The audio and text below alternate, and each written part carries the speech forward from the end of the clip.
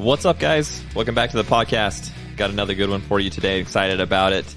Mainly because this is one of my podcasting brothers. I've never met him before, but I'm going to still call him my brother.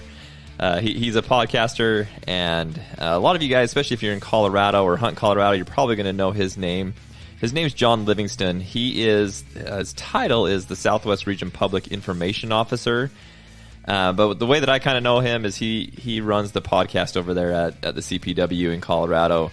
And so I reached out to him and said, hey, I know you're kind of new to you're new to this podcast, and would like to kind of talk to you a little bit about it.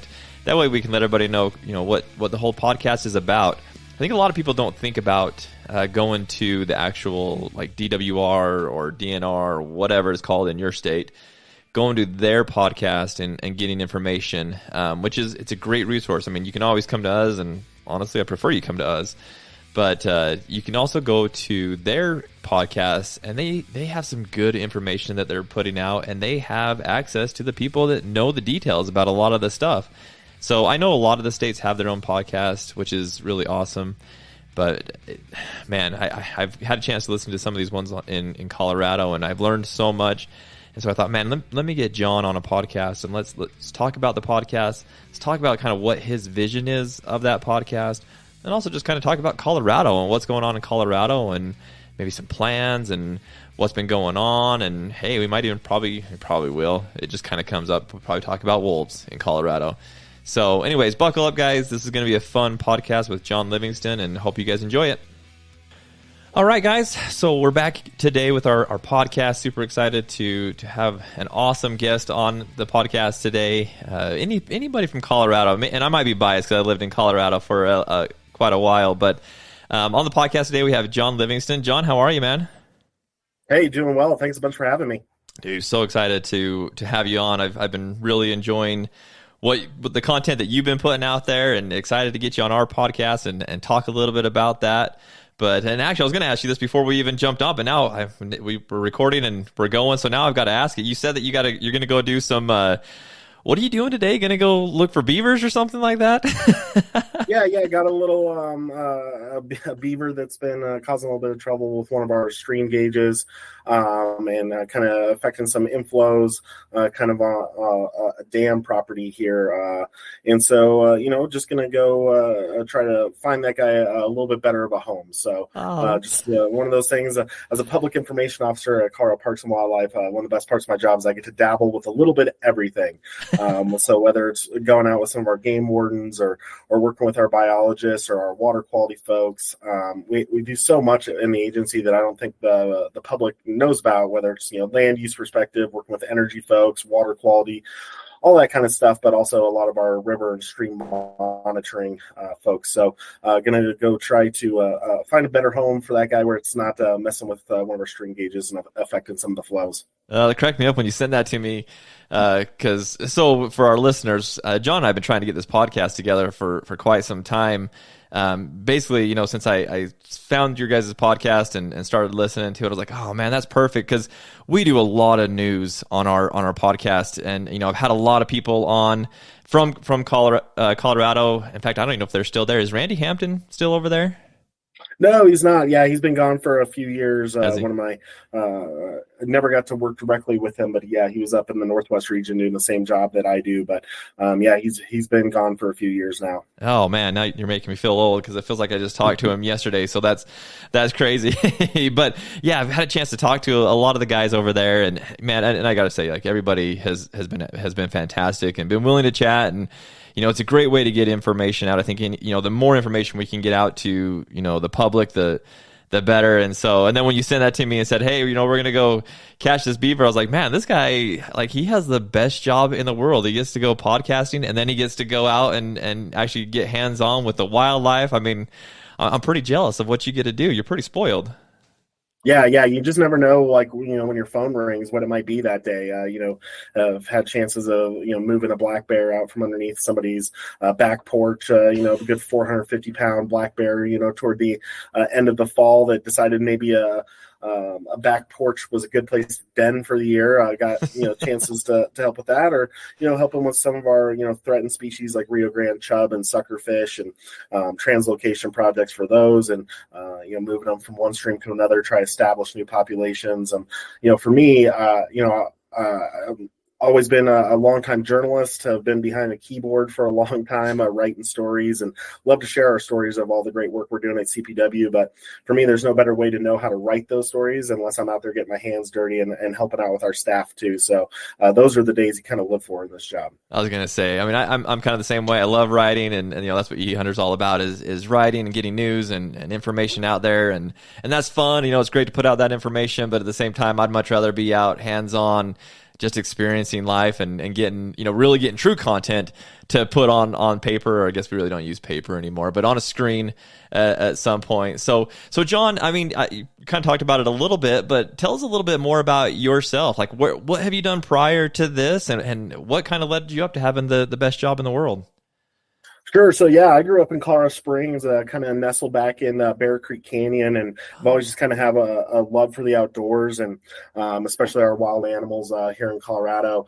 Ended up, unlike most of my counterparts who either went to, Wyoming or Colorado State or whatnot, I actually went to the University of Colorado in Boulder. Ooh, nice. So I kind of get, roughed up a little bit at work being a buffalo instead of a ram. But, I pursued journalism for a long time, started in news writing, actually down in New Mexico was one of my first jobs, and then quickly transitioned into being a sports writer. Always grew up wanting to be a professional baseball player. Didn't quite work out for me, so I thought the next best thing was to either get into kind of like sports talk radio or being a newspaper sports journalist. So kind of followed that path, but I found Durango, Colorado as kind of my second newspaper job out of college, and really just kind of fell in love with Southwest Colorado and Durango. I always say the best part about being here is all the different places you can get to on one tank of gas. Yeah. And, only being a couple hours away from Moab, it's been so great. And, you can get to the Grand Canyon, or you can, be deep up in the San Juan Mountains or in the Sangre de Cristos or whatnot. It's just an awesome place to be. So I kind of sacrificed moving up the ladder, trying to be a big time sports writer, and decided that where I lived and who I lived with and my community kind of meant more to me than, where I was chasing those big stories. Did get to cover a few Broncos games and Rockies games, a College World Series or two in my time as a sports journalist, but kind of, just decided Durango was home and I didn't need to move to some of these bigger cities and chase stuff. I liked being out, chasing cutthroat trout up on some of my favorite mountain streams around here. So made a few decisions to stay here. And then all of a sudden I started getting older and was about to have a kiddo and a wife. And I was like, you know what? I don't know if being a newspaper sports journalist is going to pay the bills and make it so I can spend time with my family. So was very fortunate. I knew Joe Lewandowski was in this job for 16 years before me, and kind of knew Joe from talking to him at the newspaper a few times, and had a few friends on softball teams who had worked at Parks and Wildlife, and kept asking, is Joe going to retire? Is Joe going to retire? And then luckily right at the right time, as I was looking for a new job, Joe was he retired, and I was lucky enough to just get an interview with Parks and Wildlife. And one of the best days ever. I think it was like 10 days after my son was born. I got a call that I was going to get to start at Colorado Parks and Wildlife. So been an absolute blessing. It's a job I had my eye on for 4 or 5 years, and really looking to make a career out of this thing. I'm 35. I think I could be here a good 30 years and try to help share all the good word of what our folks are doing out on the ground here at CPW. Oh man, that's awesome. I've always said so I live in Utah now. So I lived in Colorado. I lived in Monument I started in Castle Rock for 2 years, and then Monument for about 4 or 5 years, and loved it out there. But then we came back to Utah, and I've always said, man, if Utah would offer me a job like you've got right there, where you can, be part of the writing and part of the podcasting and just part of getting information out to the public, man, that really is got to be the best job in the world. Just it's like you said, I mean, it's a lot of fun being able to get the information out, being able to write, being able to podcast, but then also being able to get like hands-on with the wildlife, be out there with the biologists, with the game wardens. I mean, it really is. It's an awesome gig. So I could geek out forever about that. But I do got to ask you, are you a Coach Prime fan since you're a Buff? This podcast is sponsored by Onyx Hunt. You guys, I know you've heard us talk a lot about Onyx, and it's just something that we use all the time. They become basically the pinnacle, the most high upper echelon mapping system that we can have out there nowadays. It's funny. I was hunting this year and thought, what did we do before Onyx? I use it for everything. But when I was thinking about that, I was actually using it as the tracking tool because I was in a new area, never been there, and I knew that I'd be coming out at dark. I thought, well, I'm going to turn on my tracker and I can just follow my track all the way back to the truck. And it's simple, it's easy to use, and I absolutely love it. And so we wanted to give Onyx a shout out. We sure appreciate their support of us here at the show.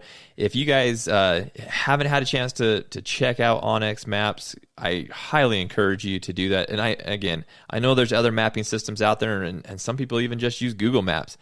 But you're really missing out. The public-private sections of Onyx is amazing, and also just being able to know some of the details about different areas as far as migration patterns, and I mean there's just so much fires. That was another cool thing that I used earlier on this year was some of the fires that were going on and knowing where they're at, and then you can also see where past fires have been. And anyways, guys, Onyx Hunt is an amazing tool. We've talked about it so much on the podcast. We've done videos of it. You'll see it on our website. But just wanted to give them a shout out, thank them for supporting us here at eHunter. Check them out at Onyx Hunt. Yeah, it's been a lot of excitement, and I wasn't too hyped up on getting many more than about 3 wins this year. So to get 4 right out of the gate felt good. I felt like it was kind of mission accomplished for that first year. Definitely understand there was some chances to win a few more games. Maybe been bowl eligible. It's a little bit of a bummer to start out 4-1 and not win another game. But hey, I was talking to somebody the other day who just came through the airport. They're like, I can't believe how much CU Buffs gear is now out at DIA. Yeah. Whereas you would never see hats for CU or shirts for CU out yeah. anywhere.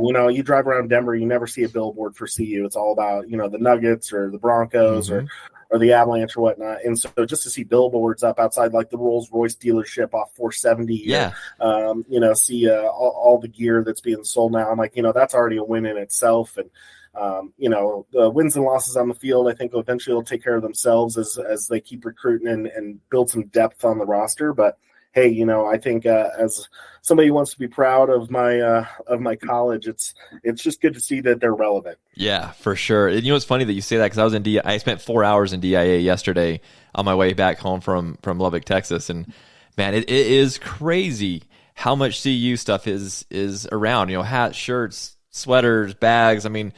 In fact, I saw a cool one. I didn't know they made these, but they made some of the hats that say actually a hat and a sweatshirt that said the Prime on it. I was like, oh my gosh, they're really buying into Coach Prime there in Boulder.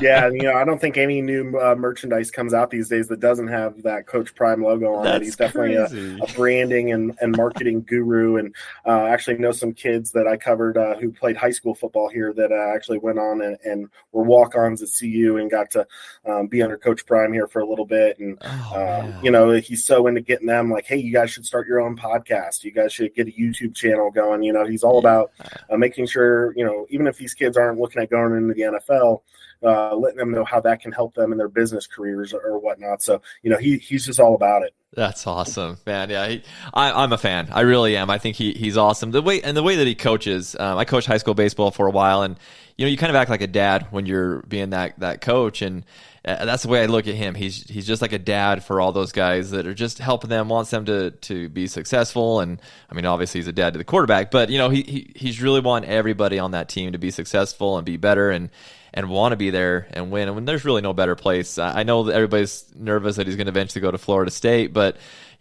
Colorado, especially Boulder and that stadium, I've only been in that stadium a few times. I ran the Boulder a few times and, been in that stadium, and like, man, it's just such a beautiful area to be in. So hopefully he sticks around and the Buffs get more and more relevant each year.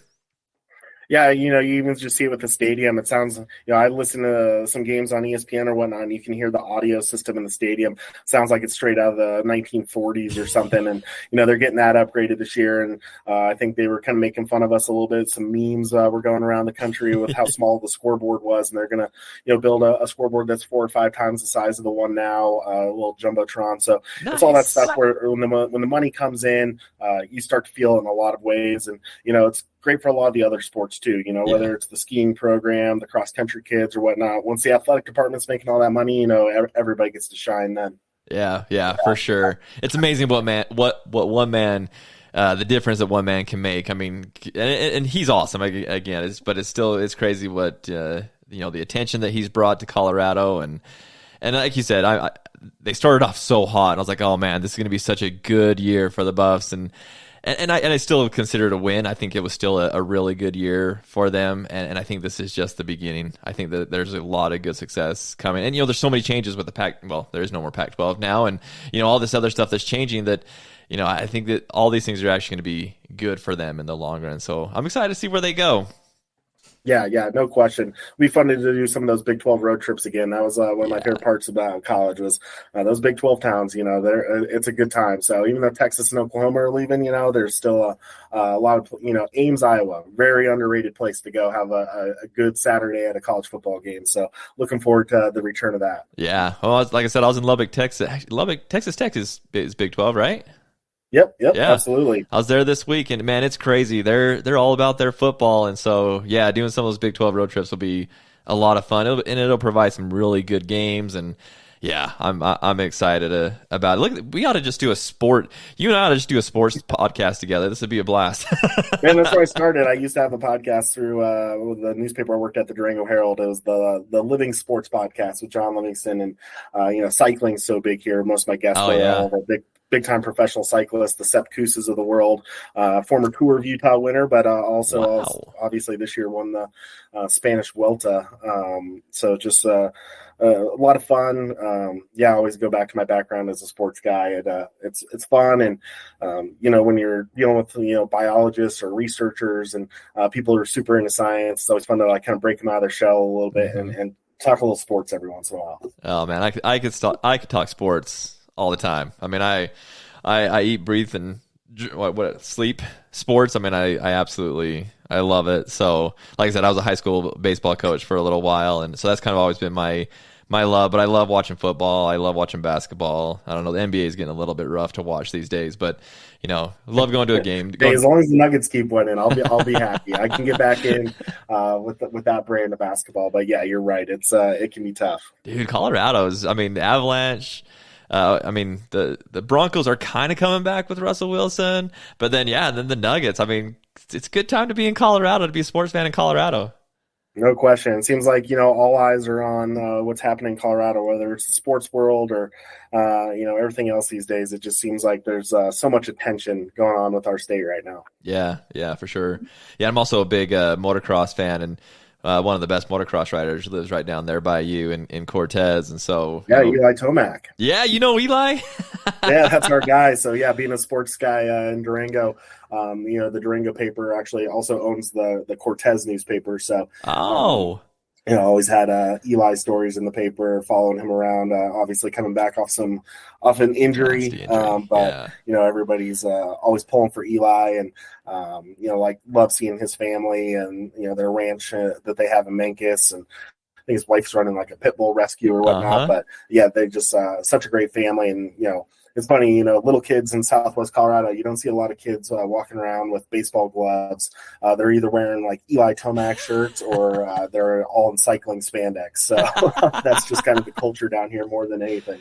Oh, it is, man. I've been down there quite a few times, been by the ranch and whatnot. And I mean, and Eli, he's a hunter as well. I think most everybody in that area are, but yeah, he's such a cool dude. I've been a huge Eli Tomac fan. So that was another thing when I was in high school and a little bit after high school, I raced motocross. And so just kind of been a love of mine my entire life. And then, as I've gotten older, then I've had to sit more on the couch and watch other kids do it. But yeah, since Eli, and like I said, living in Colorado, he's the Colorado kid. And so he's the guy that we're always rooting for. But yeah, coming back, he tore blew up his Achilles I was going to win the title last year in Supercross, and then that happened, and it's just devastating. But he's coming back, which I'm glad. I love watching that kid ride. He's so good. So it'll be an interesting year.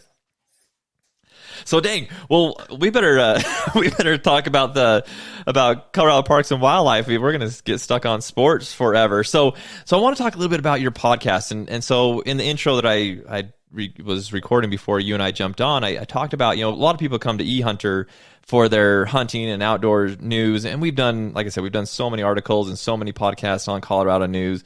I mean, even back when when wolves were first talked about being introduced into Colorado, and I had a couple of guys on, a couple of the biologists on talking about that.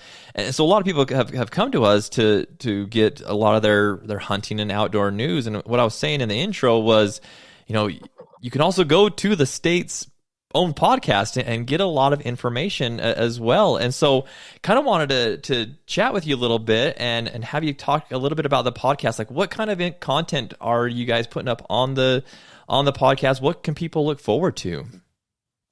Sure. So, the Colorado Outdoors podcast from Colorado Parks and Wildlife launched, a few years before I had started here. Jason Clay, public information officer out of the Northeast region at the time, had the idea to kind of get the show going. And previously, before me, the show was actually hosted by Mark Johnson, who's actually the play-by-play voice of Colorado Buffaloes athletics, as a just really iconic voice, and really appreciate all the work Mark did, and just how professional the show was. And then, when we Jason Clay had left Colorado Parks and Wildlife and went out to California for another PIO job, and the show kind of just sat in limbo for about a year. And with my background of hosting a podcast previously that had won a few awards, we were sitting around having a conversation amongst our public information staff last April over in Salida, and we were sitting there like, should we bring back this podcast? What are some ideas?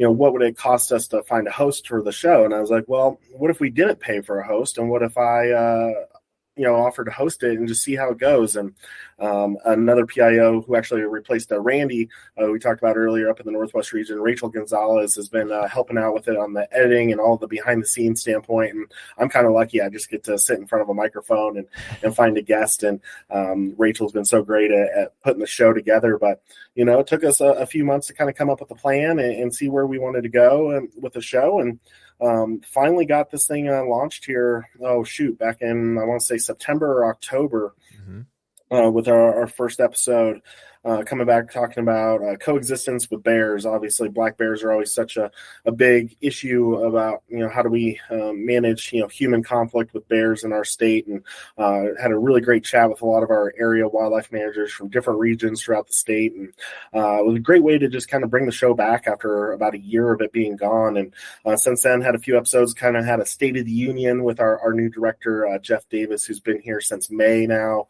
as our second episode, and a great hunting episode that I think a lot of your listeners and readers may enjoy, with Brian Posthumus, who's our hunter outreach coordinator for the state, is involved in a lot of our mentored hunts and a lot of our great, programs that look at getting folks interested in hunting or into hunting who maybe have never hunted before. A lot of novice adult programs too. I think a lot of times when we think about a lot of our mentored hunt programs, a lot of that's geared toward the youth when you look across the nation and what a lot of agencies do. But Colorado's really invested in trying to get novice adults out there as well, and providing them with some opportunities for some private land hunts, some more guided hunts with wildlife officers, or our hunter education program. So a great episode, kind of catching up on all things hunting with Brian as our third one.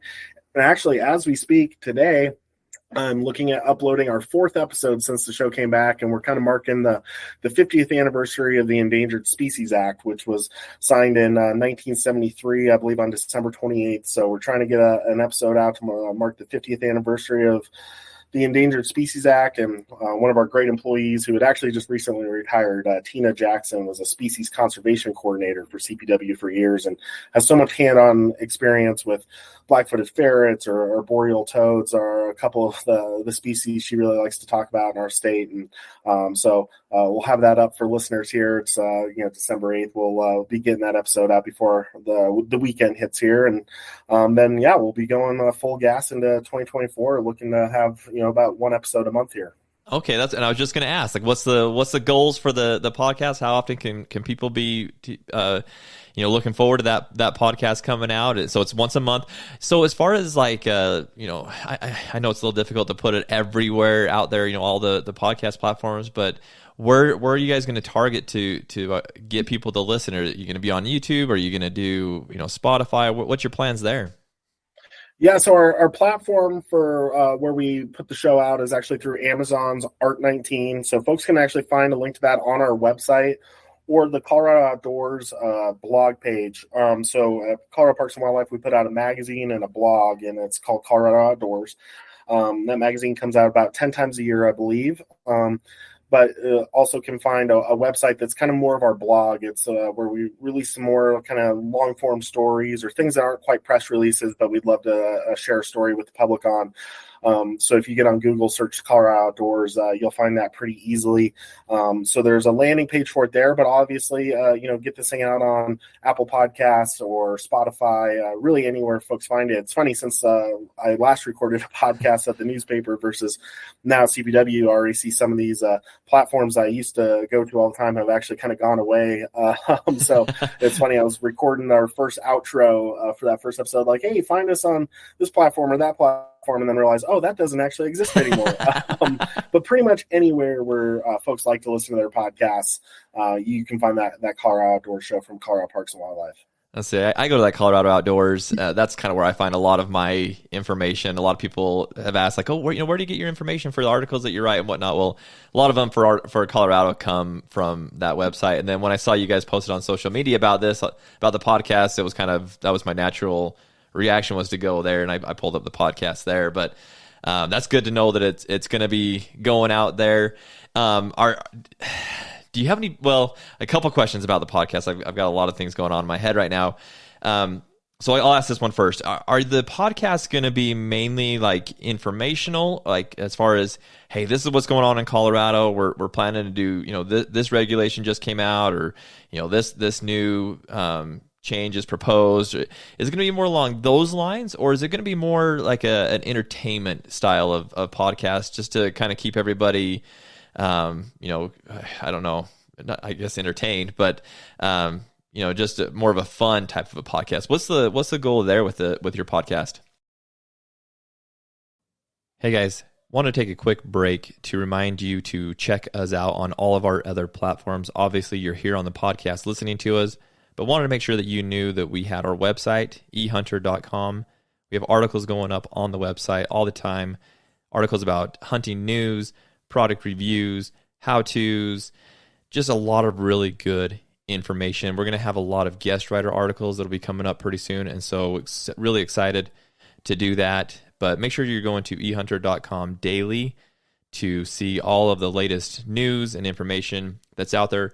Also, if you guys would do us a favor, and this is huge, guys, and I don't think you understand how huge this is, we're really trying to get to a higher number of subscribers on our YouTube page. If you would go to our YouTube page and hit that subscribe button, hit the little bell icon, get notified of any time we upload a video, that would be a huge benefit to us as well. It's very simple to do, just takes you a few minutes, but guys, you have no idea how big of an impact that makes on us. So if you'd go to our YouTube page, give us a subscribe, like our videos, comment if if there's any comments that you want to add to them, we sure appreciate those as well. So anyways, just check us out on our other platforms, and we really appreciate your support. Yeah, it's a great question. I think my vision is kind of a blend of both. Good. I think there's obviously some big topics that are coming up. We're currently addressing our, big game season structure. I think you could see an episode on that in 2024 of, what are we proposing in terms of, season structures, different license setting goals, everything like that. That'll be, kind of more on the informative side. But the big thing I want people to come away with from every episode is, even if it's maybe not a topic that interests you, you're going to learn at least one interesting fact or tidbit, or maybe discover something that you didn't have a lot of knowledge of before, and kind of come away more informed. So, there's going to be that informative piece, but, this episode that we have with Tina Jackson talking about endangered species, there's going to be a lot of fun facts in there too. Boreal toads smell like peanut butter if you smell them. Bat poop, it actually, sparkles because they eat bugs and invertebrates and stuff. And when it comes out the other end, it's actually kind of glittery and sparkles. There's just going to be some like weird fun stuff that comes out of the show like that. But, obviously have an awareness piece that, we do have an obligation to find different formats to always keep our public informed and engaged in different topics that we have, and a lot of our big priorities and initiatives that are happening within the agency. So it's a great platform for folks who maybe don't ever go to the CPW website and see news releases, or folks who don't tune into their nightly news maybe to keep up with some of the things that's happening at CPW. It's just another platform to kind of get some information out to folks. But another big thing for me with the show is I didn't really want any of it to be scripted. I really, as an interviewer myself, I like to really listen to what my subject is saying. And I feel like if I have questions that are scripted out in front of me, I have a tendency to focus more on that next question I'm going to ask instead of, fully listening to the answers I'm getting back. And if somebody says something really interesting, I want to be able to really expand on that and go, hey, wait, let's go back to this. Tell me the story that led to you saying this or that or whatnot. And I want folks to kind of learn more about who our folks are at CPW. Yeah. I don't want people to see us as just a state government agency, or, just think of us as the logo. I want them to see who the people are behind that logo, and realize that we've got a lot of super highly qualified professionals, tasked with a really critical mission in our state, and let them know, not only are these, wonderful people that I get to work with every day, that I get to see that, and I want to share that with more people, but let them know just how highly qualified and skilled these people are who are making a lot of these management decisions. I think that's awesome. I mean, I was talking to a friend of mine. I was telling him that I was going to do a podcast with you, and we were going to talk about your podcast and what's going on with it. And he's like, man, I don't know about the agency's podcast. He's like, this sounds so boring. Like, it's just going to be a scripted, this is what's going on in the world of Colorado regulations. And I was like, no, I told him, I told him, because at that time, I think you only had your first two. Well, yeah, you had your first two episodes out. I said, go listen to it. It's a lot more fun than that. It's a lot more entertaining than that. So I'm really happy to hear that it's going to be fun. It's going to be entertaining. It's going to have some fun parts to it. And going back to your comment about having scripted podcasts, I've had this conversation a lot. I'm sure you have, where you've got a background in podcasting, but people, there's been some people that have tried to put out scripted podcasts, and they just don't really work that well. People don't want to listen to a scripted audio. They want to hear what's going on and what people are really thinking, and questions that come up as you're just talking. I mean, I think that's why podcasts I'll just use Joe Rogan because he's the biggest podcast in the world, but it's just off the cuff, talking about whatever. He could be talking to Elon Musk, but yet they're talking about something completely different. I think that makes it fun and entertaining for people, and yours are that way. And I'm glad that that's kind of the vision, like you were saying. I mean, obviously you've got to get that information out to people, and the podcast is a great way to get information out to people, but it's great to be able to kind of layer in some of this other information and make it fun and making it exciting. And kind of to a second question that I was thinking about a minute ago is, and you and I kind of talked about this before we got going, as far as are the podcasts just going to be audio? Or are you going to do a video portion to it? Or are you going to do in the field live podcasts? Have you guys gotten that far down the road in the weeds and what this may look like as you get into 2024 and in the future?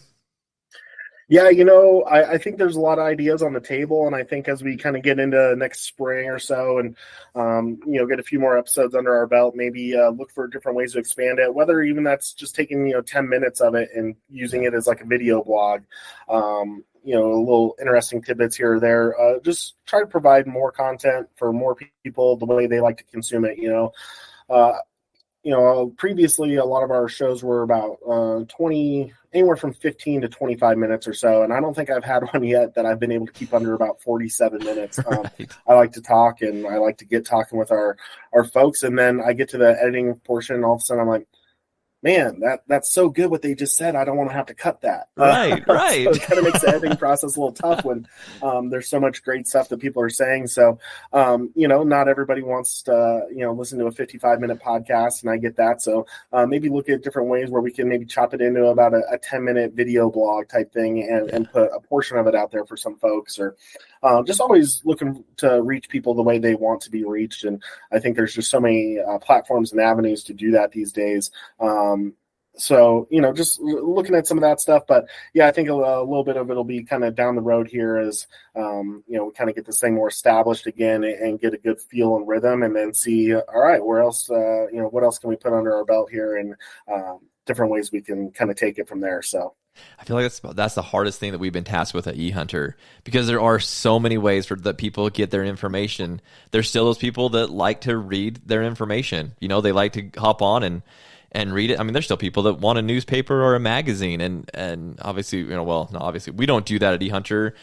We used to have a journal that we published, but we have the written word with our website and the articles that are up there. We have the audio from the podcast. We have our videos on YouTube. And like you were saying, John, it's just, you've got to have all avenues out there for people to consume it, because one person may want to listen to it, one person may want to watch it. And so it definitely tasks you and it challenges you a little bit, but I'm excited to know that you guys have that. And I'm super stoked about the podcast. I mean, I'm biased obviously as a podcaster, but there, people like being able to just on their commute, pop it on, listen to it, and get information, multitask, be able to get somewhere, get from point A to point B, but in that amount of time, learn what's going on in Colorado, and, change, like you're saying, changes to the big game plans and stuff like that. They can learn about that while they're driving. And I guess some people probably read and drive at the same time, which is why a lot of accidents happen, but hopefully not, or don't watch videos while you're driving either. But I don't know. It's just nice that you guys are putting this out. And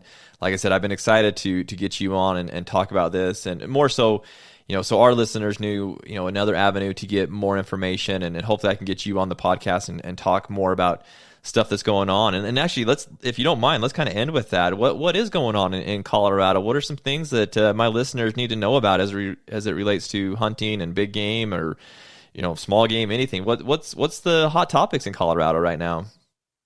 Yeah, absolutely. There's so many. It just seems like there's so much focus on wildlife issues and habitat in Colorado right now, and really want to prioritize that on the show as much as we can. But there's also a balance. Being a parks and wildlife agency, there's also the balance of the recreation side of things. Always like letting people know about the great things they can do at our state parks in the winter, from ice fishing to snowshoeing and getting out there. But then, also educating folks on why, seasonal closures and winter range and habitat are so important for our big game animals, and why those seasonal closures are so critical for their survival. Obviously up in the Northwest region last year, just such a tough winter. I know you guys know what that was like in Utah last year. Yeah. And it was really hard on our big game animals, and did a lot last year to reduce hunting licenses up there, to try to help with the recovery, and get the fawns and the calves that did survive that winter kind of a little bit of a break, so they can continue to thrive up there. Looking hard at what this winter is going to look like, and with the El Nino forecast and looking like we're going to get a lot of snow again this year. I think those issues are always important for people to realize what's happening and how CPW works to manage and adjust their management goals and hunting licenses around the survival of these herds. So obviously, as everybody knows, we're going to be doing a lot with wolf reintroduction here over the next month or so. Going to be sending crews up to Oregon for capture here as early as next week, and looking to fulfill that voter-approved initiative that is now part of our state statute for gray wolf reintroduction. I think listeners of the podcast can expect to hear a lot about that coming up in January, maybe the first bit of February, a couple episodes maybe planned around that. Also, we'll be bringing back our Partners in the Outdoors conference in April. Haven't had that in a couple of years. And I'm looking forward to getting out there and maybe recording more with some of our partners. I want to shout out, you guys do a great job with your show and your website too. And also want to shout out Utah's Wildlife Agency. Listen to their podcast a bit, and they're really great about bringing on not just folks from within their agency, but also outside partners, folks from different conservation groups and whatnot. And I'd like to kind of expand into that. And I think maybe a great opportunity for us is to sit down with a lot of our partner groups at our April conference and record a bunch of interviews with some of those folks, whether it's backcountry hunters and anglers, bow hunters associations, Rocky Mountain Elk Foundation, and then also a lot of these recreation groups that are getting more and more people involved in the outdoors, which is great. I think the best way to kind of value the wildlife and natural lands resource that we have in our great state is to get more people involved in it, so they're really caring, they're passionate about the protection of these animals and these lands too. So I think those are some things folks can maybe expect in the first half of next year, specifically with the podcast. But there's just always something else going on. I think we're going to start looking at some Wolverine reintroduction next year. There's going to be just a lot of topics folks can look at and see that we've got going on in our agency. I think our people are as busy as they've ever been, and it keeps getting busier. So on one hand, that's a lot of fun and a lot of excitement. On the other, it is a lot of work, and I'm always trying to pull people away and be like, hey, but can I bug you for 25, 30 minutes for the podcast and get you on and talk about some of these things? So I'll be reaching out and nagging some of our staff on more of these bigger issues as we go into 2024 as well. I'm a geek about this stuff, but I'm really looking forward to it. I'm excited to see what you guys put together. And I know, I'm glad you brought it up, but the wolves, that's such a huge topic. I think our biggest articles in eHunter and our biggest podcasts in eHunter have been about the wolves in Colorado and that introduction and what that looks like and how that's going to be ran. And there's all these differing opinions on it, and some people get pretty radical about it and whatnot. But I'm glad that you'll have more information now about that. You dropped a little bomb there with the Wolverines. You and I are gonna have to talk more about that as things progress. But there's so much going on. Like you said, you guys they're never just sitting around and doing nothing. They always have so much to be doing and so busy. Colorado, it's an amazing state because the landscape of Colorado really provides everything. You have these huge mountains and timberlands and things like that where you could be hunting elk and moose and bighorn sheep and goat and all those kind of things. But then you also have the plains in eastern Colorado where you're hunting whitetail and things like that. And so obviously I'm hunting biased. There's a lot of other recreation in Colorado than just that. But it's an amazing state, and so your guys they're hopping and going and.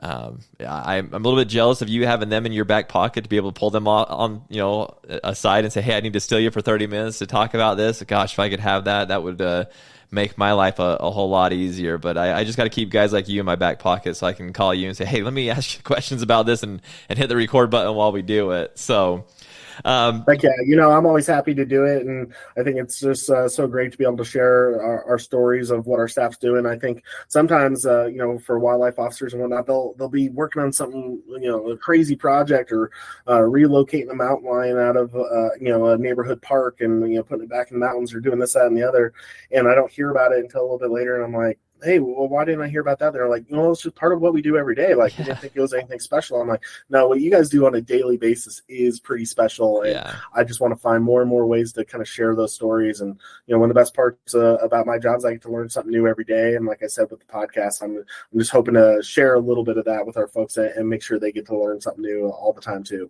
Yeah. Oh, what a fun job. Like I said, it's the best job. I couldn't imagine being able to do what you do and get paid, to do it. And that's just, it is very awesome. So I'm jealous of what you're able to do. I'm excited to have the podcast out there, excited to see what you guys do in 2024. And if we can help in any way, we would love to help. in any way that we possibly can. I mean, we're always putting stuff up about Colorado, and again, it might be a little bit biased because I live there and I hunt there every year. And this year was a little bit rough, I'll be honest, John. Like, we went to our unit that we always go to, and like you were talking about the winter kill, man, it was a rough year. So I'm hoping that we're able to get things back to the way that they were. I know it's going to take some time, and like you said, I think that this winter is going to be another rough winter. So hopefully the animals make it through and it's not too bad. But again, being biased, living there and hunting there, I love the information that we're able to put out about Colorado, and I love the information that you guys are able to put out as well, especially because, like you said, you have those sources right in your back pocket, and you can get the real good, true information. It's not, just opinions that you find on a website kind of a thing. So I appreciate it. And John, I appreciate you taking some time today. I know you got projects you got to go work on today, and but I appreciate you taking the time to finally sit down with me. And I apologize that it's taken us so long. Hopefully on our next, I'd love to have you on again as news and stuff like that about Colorado comes out. Hopefully we can get together a little bit easier than than this one, because my schedule was a little rough for me this time. No, I hear you. Once you get into those hunting seasons too, it's people are out and doing different things. So no worries on that. I'm happy to join anytime. You guys do a phenomenal job, and appreciate you sharing the story and helping us let people know about the podcast. Of course, people can always follow us on social media too. You can find Colorado Parks and Wildlife on Facebook. All of our area offices across the state also have their own Facebook accounts. If you want more localized type information in specific areas you like to hunt, you can probably find that local office on Facebook. But also Instagram, X, or Twitter, or whatever it's called these days, you can find all the Colorado Parks and Wildlife channels there. And we'll be posting every time we have a new episode of the show. We'll be posting on there too. So it might be an easy way for folks to track down the show and find a way to listen to it. Is right there on social media. So check us out all over all those channels. That's how I found it. That's why you guys posted it on social media. I was like, oh man, the podcast is back. All right. And at the time, I didn't know you. We've kind of chatted back and forth now and gotten to know each other a little bit better. At the time I didn't know you. I was like, I'm just excited to have the podcast back up and going. So yeah, social media is a great place to find you guys. I'm glad. Appreciate that. Appreciate you putting that out there. And before I let you go, I got to ask you one last question. Who's going to win the college football playoff? Oh, wow. I've been, as a Pac-12 guy, kind of pulling for Washington all year. They've been disrespected so much. I really thought if Oregon got there, they'd have a great chance, but Washington just kind of had their number. In the last year, the Pac-12, I'm really pulling for them, but also I've seen what happens with the Pac-12 teams when they get to this stage a few too many times. So as much as I don't want to say, give me Alabama. I knew that's where you're going to go. I knew it. Even before you said you started talking about Washington. I'm just ready to see Michigan with another first-round loss in the playoff again, and just still not quite get there. It's just kind of funny to me the way that always seems to happen to that team. But hey, if they can knock off Alabama, I'm here for it. I'm ready to see a few different teams get a chance to do something. I think parity's great. I get a little tired of seeing some of the Georgia and Alabama every year. I was fun to see TCU get in last year, but then obviously it wasn't a very fun championship game. It was kind of a beat down in the all championship. I care is if we can get a fun championship game. I'm with you on that. And what's funny, because I'm the exact same way. Like, I'd love to see Washington do it just because Pac-12, I'm a Utah guy, and so I'd love to see Pac-12 team do it. But yeah, sadly the track record is not good, and Alabama, they're just they're a beast. And so if I was putting money on the line, I'm going to go to Alabama for sure. Yeah. It's just they know how to do it. One of the biggest things I have circled on my calendar for 2024, besides a lot of our wildlife projects we have going on at CPW, is when Cam Rising and Shador Sanders get to hook up at a CU Utah game next year. Yeah. I can't wait for that in the Big 12. It's going to be a lot of fun. It is going to be a lot of fun. There's some really good games that are going to happen with these changes. There's a lot of people upset about the changes, but I'm like, man, I'm looking at the silver lining of this. I think there's going to be some awesome games that come from this. And if you win the conference, then that just means so much more now with these changes. So I'm super stoked about it. So yeah, circle those games on your calendar. It's going to be a lot of fun. So John, man, I appreciate you taking some time with me, brother. I know we'll talk a lot as time goes on as in the future, but I really appreciate you taking some time with me today to chat about these things. And everybody, make sure that you go and subscribe to the podcast on whatever podcast platform you utilize. Make sure you're checking out their website very frequently. There's lots of really good information going up there. And the articles that are written are beautiful articles. I mean, again, I kind of geek out about that as a writer myself, but man, they do such a good job. So go check them out. If you guys have any questions, you can always reach out to us. We'll be happy to answer any questions, get you pointed in the right direction. But John, sure appreciate you, brother, and go catch that beaver, man. Anytime. Yeah, we're on it. Awesome. Have a good one. See ya. All right, I just want to quickly thank John for coming on and recording a podcast with me. He's an awesome dude. I'm glad that he was able to come on and make time for me and eHunter to do this podcast and share with us a little bit about his podcast and what's going to be happening and where you guys can get even more information specifically on Colorado. So make sure and check them out, all the places that he said. Again, if you guys have any questions, you can reach out to us. We'll be happy to answer any questions. And as always, we'll have all of the Colorado news up on ehunter.com. I'm sure I'll have John on the podcast quite a bit, but super excited to get to know him a little bit better, have that connection, and be able to get you guys more information. So, guys, remember, please subscribe to the podcast, subscribe to our YouTube channel. We would greatly appreciate it. It only takes a few minutes to do it, but we would sure appreciate if you would do it. Thanks, guys.